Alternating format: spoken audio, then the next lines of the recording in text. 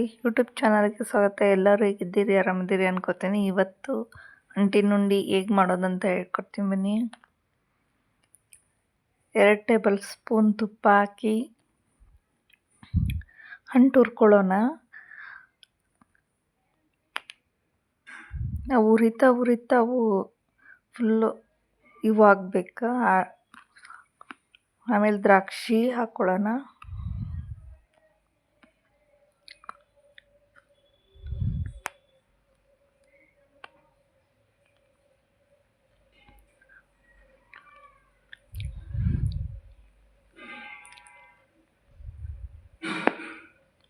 ಗೋಡಂಬಿ ಕೆಂಪಗಾಗಂಗೆ ಹುರಿಬೇಕಂದ್ರೆ ತುಪ್ಪದಾಗ ಚಲೋ ಆಗ್ತಾವ. ಗಸಗಸೆ,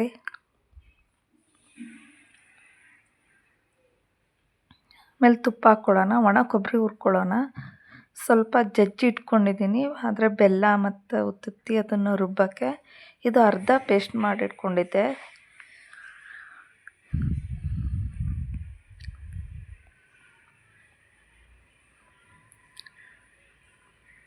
ಕೊಬ್ಬರಿ ಹುರ್ಕೊಳ್ಳೋದ್ರಿಂದ ಒಂದು ಸ್ವಲ್ಪ ಎಣ್ಣೆ ಬಿಡುತ್ತೆ, ಹಂಗಾಗಿ ಹುರ್ಕೋಬೇಕು. ಉಂಡೆ ಕಟ್ಟಕ್ಕೆ ಸುಲಭವಾಗಿ ಆಗುತ್ತೆ. ನಾ ಜಜ್ಜಿಟ್ಕೊಂಡಿದ್ದು ಕೊಬ್ಬರಿ, 2 ಏಲಕ್ಕಿ, 2 ಲವಂಗ ಮತ್ತು ಉತ್ತುತ್ತಿ ಮಿಕ್ಸಿಗೆ ಹಾಕ್ಕೊಳ್ಳೋಣ. ಬೆಲ್ಲನೂ ಇದ್ರ ಜೊತೆಗೆ ಸೇರಿಸ್ಕೊಳ್ರಿ.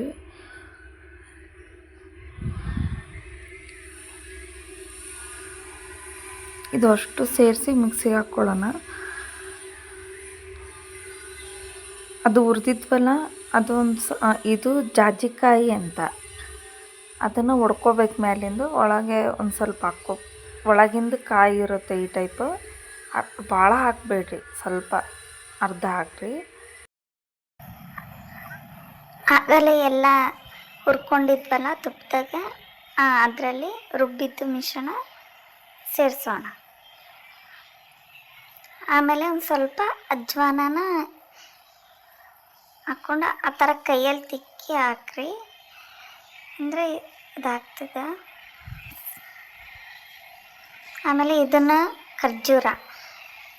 ಖರ್ಜೂರನ ಹುರ್ಕೊಂಡು ಅದನ್ನು ಮಿಕ್ಸಿಗೆ ಹಾಕ್ಕೊಳ್ಳೋಣ. ಉಂಡೆ ಕಟ್ಟಕ್ಕೆ ಭಾಳ ಈಸಿ ಆಗುತ್ತೆ.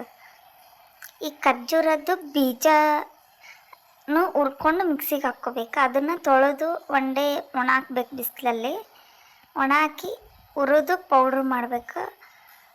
ಇದರಿಂದ ಭಾಳ ಯೂಸ್ಫುಲ್ ಐತಿ. ನಾ ಇದರಲ್ಲಿ ಮುಂದೆ ಕೊಟ್ಟಿದ್ದೆ. ಸ್ಕ್ರೀನ್ ಶಾಟ್ ತಗೊಳ್ಳಿ.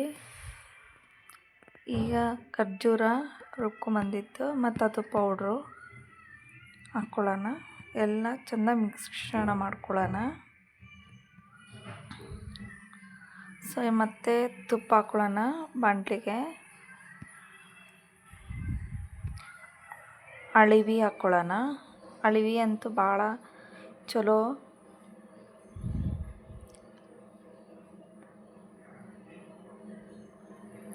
ಬಿಳಿ ಎಳ್ಳು ಹಾಕ್ಕೊಳ್ಳೋಣ. ಕರಿದಾದರೂ ಪರವಾಗಿಲ್ಲ, ಬಿಳಿದಾದರೂ ಪರವಾಗಿಲ್ಲ. ತುಪ್ಪದಾಗ ಒಂದು ಸ್ವಲ್ಪ ಹುರ್ಕೊಳ್ಳೋಣ.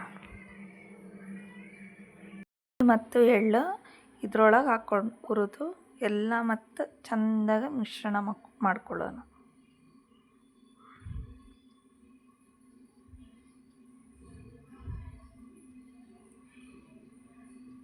ಇನ್ನೊಂದು 2 ಟೇಬಲ್ ಸ್ಪೂನ್ ತುಪ್ಪ ಹಾಕ್ಕೊಳ್ಳೋಣ.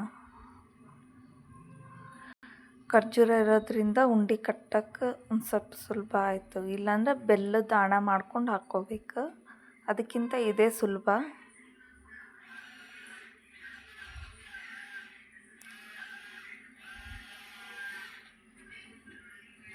ನಾವು ಕೊಬ್ಬರಿ ಹುರ್ಕೊಂಡಿದ್ವಲ್ಲ, ಸ್ವಲ್ಪ ಎಣ್ಣೆನೂ ಬಿಟ್ಟಿರುತ್ತೆ, ಹಾಗಾಗಿ ಬೇಗನೆ ಉಂಡೆ ಕಟ್ಬೋದು.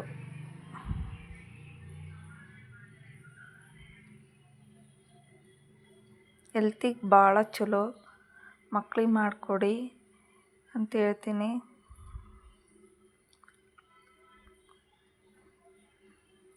ನೋಡಿ ಎಷ್ಟು ಚಲೋ ಬಂತು.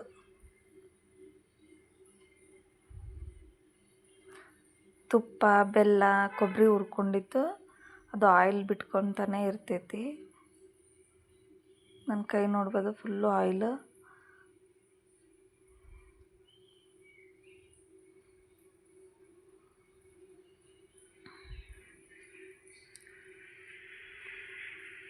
ಮತ್ತು ನಿಮಗೆ ಯಾವ್ಯಾವ ಡ್ರೈ ಫ್ರೂಟ್ಸ್ ಬೇಕಾಗ್ತವ ಅವು ಹಾಕ್ಕೋಬೋದು.